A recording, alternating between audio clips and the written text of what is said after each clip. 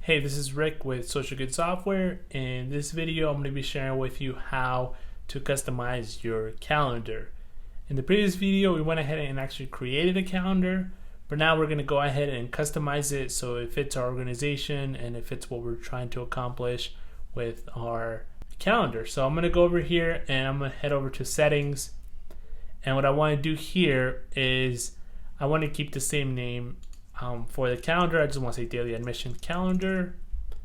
And then here you can go through all the questions we answered in the previous video when we created the calendar and customize every single part that the questionnaire asked you. So if for whatever reason you need to come back in here and make any changes, you're more than welcome to do that. So this is what all these fields are on the left hand side. And again, we already answered all these questions, so we don't need to go through that process of doing that again.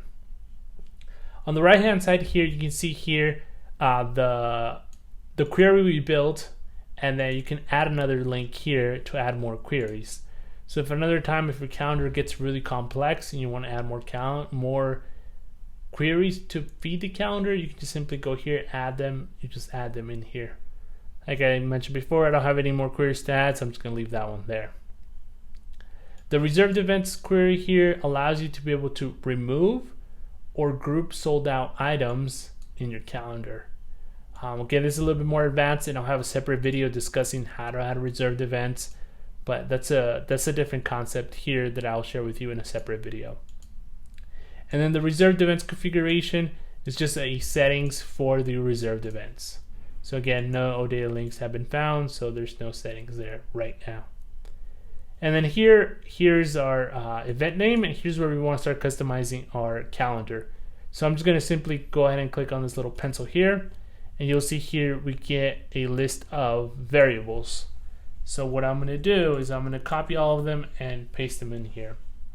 Now, you can customize the event name for each event in the calendar using the inline variables. So we only have one event type, so that means we only can get to customize one of them. So I just copied all of them and pasted them here just so we can look at them here. So I'm going to go down here, click Save Settings, and then let's do a preview here, and you'll see what I mean. So let's go back.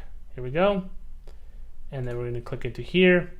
And you can see here we have schedule admission, and then there's a comma, and there's no value, and then another comma, no value, another comma, no value, and then we get the start date, which is correct, and then the start time, which is correct, and then the end time, which is correct, and then the capacity there, and then the availability as well.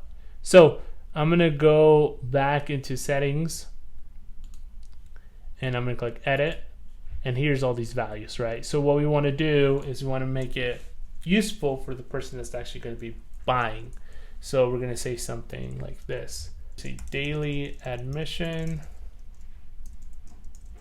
and then we're going to say the availability only, 10 tickets left. Click for pricing.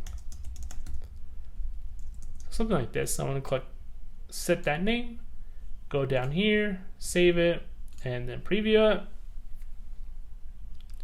And then we're going to come back to October. Here we go.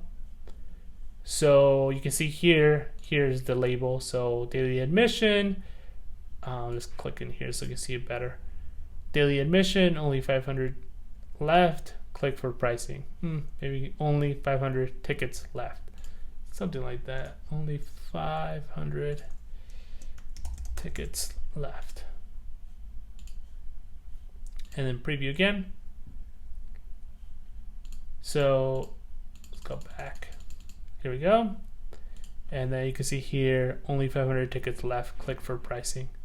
Now if you click, it's going to go ahead and take you over into All-True, and it's going to take you to the All-True form.